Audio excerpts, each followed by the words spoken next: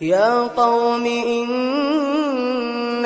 هذه الحياة الدنيا متاع وإن الآخرة هي دار القرار.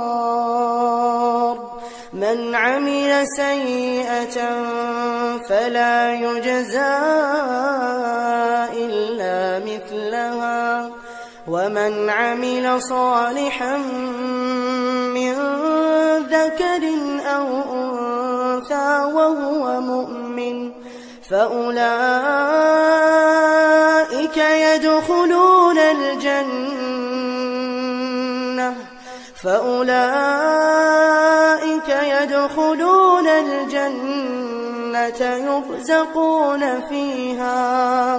يرزقون فيها بغير حساب.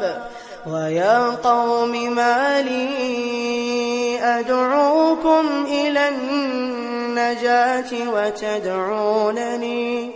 وتدعونني إلى النار.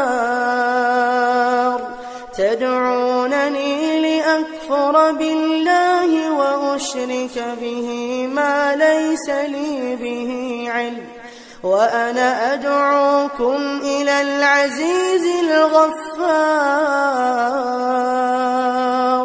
لا جرم أن ما تدعونني إليه ليس له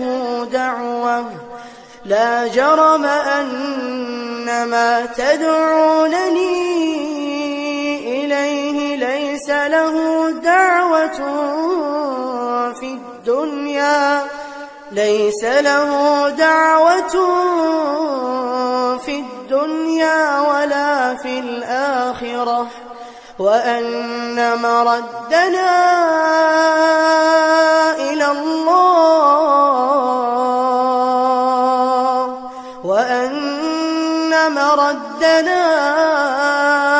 إلى الله وأن المسرفين هم أصحاب النار. فستذكرون ما أقول لكم وأفوض أمري إلى الله